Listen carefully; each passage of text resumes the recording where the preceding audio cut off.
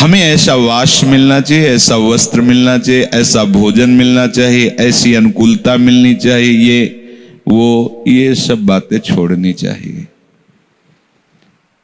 छोटी छोटी बातों में हम असंतुष्ट होते हैं, समझना पड़ेगा। आप जब तक चाहिए है तो साधना काहे की हो रही है? चाहिए को ना चाहिए में बदलने के लिए तो हो रही ना, जा ही न चाहिए।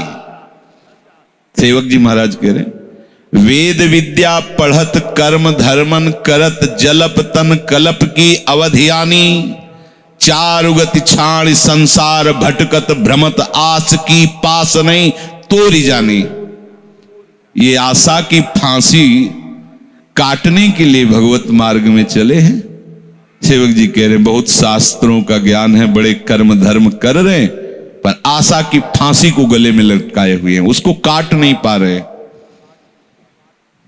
क्या होगा? छोटी छोटी वस्तुओं ने इतना अधिकार कर लिया, इसके बिना हम नहीं चल सकते।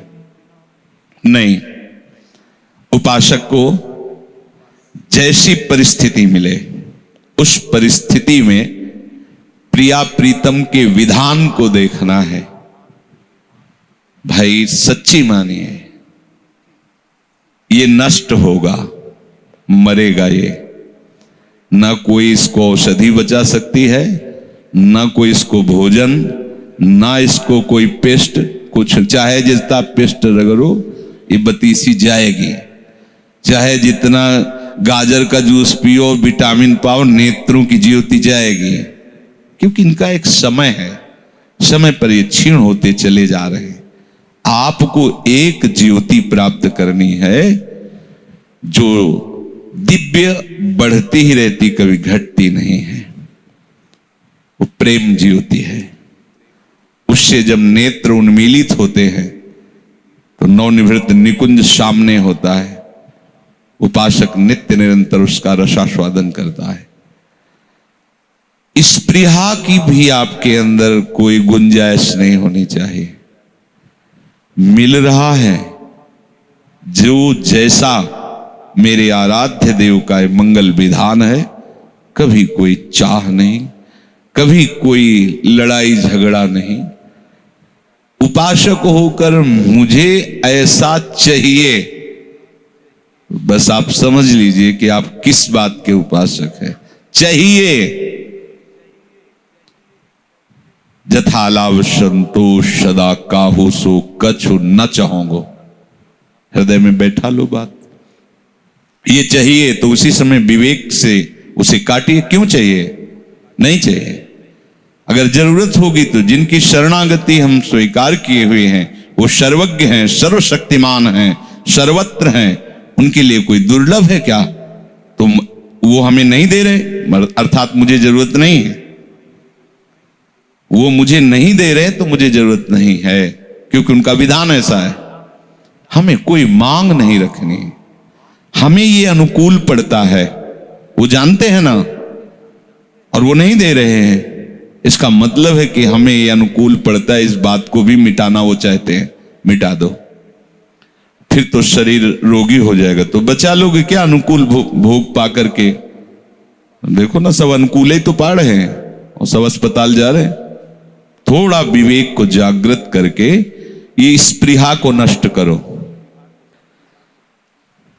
मांग हो जाती है उपासक को प्रतिकूलता के समय अनुकूलता की, इसे स्पृहा कहते हैं।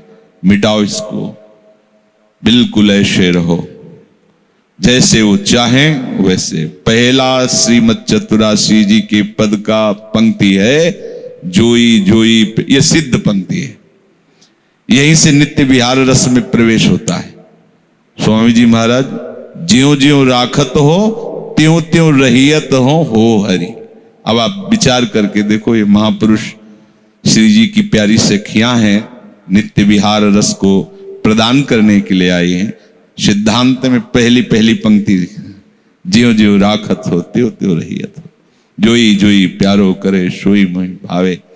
तो आप इन्हीं की तो शरण में होकर उपासना कर रहे हो, फिर आपको ये चाहिए, अमुक चाहिए। अब अपने लोगों को गुरुजनों ने यही सिखाया है कि जीवन में ऐसा अभ्यास करो कि जिस दिन तुम्हें कुछ ना मिले तो ये न लगे कि ये चाहिए ही। शरीर रोग से ग्रसित है, इसलिए कुछ दिनचर्या में खान पान का नियम है, नहीं तो पीछे नहीं। अगर 4 दिन रोज दूध पिया शयन के समय श्री जी का भोग, तो 8 दिन नहीं, अभ्यास नहीं। चाय पिलानी 1 लीटर बना के पिला दो, छुट्टी। 10-12 दिन नहीं कि रोज 1-1 कप। अब वो सर दर्द करेगा अगर नहीं पिएंगे। हमारा ब्लड प्रेशर डाउन हो तो कॉफी चाहिए 3-4 बार। नमक पानी घोर के पियो ना, जो सहज है और बढ़ाएगा। कॉफी क्यों? और आप संयम से चलेंगे तो ब्लड प्रेशर लो क्यों होगा, हाई क्यों होगा? सम रहेगा। सब चिंतन से है इसका प्रभाव। आप असत आचरण करेंगे, आपका चिंतन असत रहेगा तो हाई और लो होता रहेगा। नहीं, वो हाई लो सब सम में आ जाएगा। अनुकूलता के लिए, शरीर स्वस्थता के लिए, बहुत लंबे समय तक जीवित रहने के लिए बाबा जी नहीं बने। श्री जी को प्राप्त करने के लिए। श्री जी की प्राप्ति कैसे होती है? बोले विहाय कामान्य, समस्त कामनाओं का जिसने त्याग कर दिया है। सर्वान पुमाश्चरति निष्पृहा, बढ़िया जीवन चल रहा है, व्यवहार में भी है, पर कोई स्पृहा नहीं। जैसा प्रभु विधान कर रहे हैं, गुरुदेव विधान कर रहे हैं, उसी विधान में हम राजी हैं। कोई चाह नहीं। साधुता चाह मिटाने के लिए है। ऐसे बैठा लो, तभी निरंतर नाम जप कर सकते हो। जीवन निर्वाह के लिए प्राप्त और अप्राप्त वस्तुओं के विषय में जो सोचता है, अप्राप्त वस्तुओं की प्राप्ति हो जाए, प्राप्त की रक्षा हो जाए, वो कभी अनन्य चिंतन नहीं कर सकता, वो निरंतर भजन नहीं कर सकता। ध्यान रखना, जो निरंतर भजन करते हैं वो प्राप्त वस्तु की रक्षा और अप्राप्त वस्तु की प्राप्ति की चाह को मिटा देते हैं, क्योंकि ये ठेका ठाकुर जी ने लिया है। योगक्षेमम वहाम्यहम, योग अप्राप्त की प्राप्ति कराना और क्षेम प्राप्त की रक्षा करना। सत्संग में जो वाक्य आपकी श्रवणेंद्री में पढ़ रहे, मनन करो उनको और धारण करो। बेपरवाह हो जाओगे, बहुत दुलार मिलेगा, बहुत बढ़िया अनुकूलता मिलेगी, जो अनुकूलता और प्रतिकूलता से परे है। हर समय आप आनंद में डूबे रहेंगे। कभी इतना गुड़ भी मिल जाता था ना गंगा किनारे, तो ऐसे आकाश की तरफ देखते तो कितने कृपालु हो। एकदम निर्जन एकांत में कोई गाय चराने वाला आया, गंगा जल पिया, बैठे देखा, बाबा कुछ खाया नहीं, हम तो गुड़ लाए थे, लेंगे? हाँ।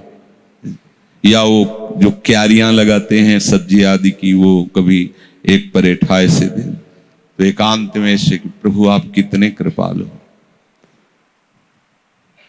वो प्रतिपल कृपा को देखता रहता है, डूबता रहता है, हर समय दुलार दिखाई देता है। और जब आप इच्छा करके विचरण करोगे व्यवहार में, तो आपको प्रभु की कृपा का आप अनुभव नहीं कर पाओगे। ये इच्छा प्रभु से दूर करने वाली बात है। तो क्यों रखो? तुम्हारी इच्छा रखने से कुछ हो जाएगा क्या? तो रखो ही क्यों इसे? इसको भी दे डालो ना प्रभु के चरणों में। पर सुनते सब हैं, और जब इनके उत्तर आते हैं तब लगता है साधु है, ये उपासक है, ये क्या है, तो है क्या ये? तब फिर अंदर से लगता है कि इसका मतलब ससुख वांछा से तुम केवल अपने देह पोषण के लिए ऐसा भाव रखते हो बाबा जी का, अभी तुम्हें परमार्थ में चलने का उत्साह नहीं आया है। बस ध्यान रखो, बड़े कृपा पात्र हो, जिससे सत्संग सुनने को मिल रहा है, उससे भी बढ़िया कृपा का वो अनुभव करेगा जो उसका मनन करके आचरण में उतारता है। हम क्यों इच्छा करें? इसका मतलब आपकी शरणागति कमजोर है। शरणागति इच्छा नहीं करता। शरणागत का पोषण प्रभु अनंत माताओं का वात्सल्य लिए आगे से आगे करते रहते, उसे सोचना नहीं पड़ता। जो अपनी बुद्धि प्रभु में स्थित किए हुए उसकी स्पृहा का भी नाश हो जाता है, निष्पृहा। क्योंकि जो सिद्ध पुरुष होता है उसको शरीर से कोई मतलब नहीं रहता, क्योंकि जिसके लिए शरीर मिला था वो काम बन गया है। शरीर मिला था भगवत प्राप्ति के लिए, शरीर मिला था अज्ञान निवृत्ति करके स्वरूप स्थिति के लिए, वो अच्छे से समझ गया उस बात। अब वो आज शरीर रहे या चला जाए, स्वस्थ रहे या बीमार रहे, अनुकूल परिस्थिति रहे, उसको कोई मतलब नहीं रहता। उपासक शरीर को समर्पित कर दिया है राग सहित। तो सिद्ध में तो ऐसा होता नहीं, उपासक को ऐसा करना नहीं है, क्योंकि पहुंचना तो वही ना। तन मन प्राण सर्वस्व जब प्रियाजू को समर्पित है तो इतनी व्यवस्था नहीं जानती क्या, किसको कब क्या कैसे चाहिए। बस अगर हमारी ऐसी व्यवस्था तो वैसे रख रही, वैसी व्यवस्था तो वैसे रख रही, हम राजी हैं उसी में जिसमें उनकी रजा है। हम क्यों चाहें कि हमारे लिए ऐसी व्यवस्था हो जाए। चाह ही मिटाना उपासक की सिद्धावस्था में पहुंचने का संकेत है।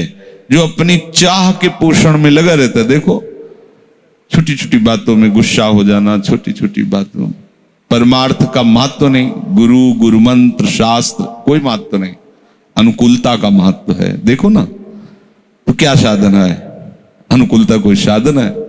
अरे अनुकूलता को मिटाने के लिए तो साधना की जाती है। स्पृहा भी वो महापुरुष के हृदय में नहीं होती जिसकी बुद्धि भगवान में स्थित है। उपासक को बेपरवाह हो जाना चाहिए अपनी तरफ से। तुम हो ना बेपरवाह, तब तो तुम समझोगे ना प्रभु के कृपा प्रसाद को। निष्पृहा का मतलब ये नहीं है कि वो कपड़ा नहीं पहनता, वो वाश में नहीं रहता, वो पदार्थों को नहीं पाता जो शरीर निर्वाह के लिए, ऐसा नहीं है। इच्छा नहीं करता, जैसा वास मिल गया, जैसा भोग मिल गया, जैसी परिस्थिति, राजी है उसी में। वो बात समझना,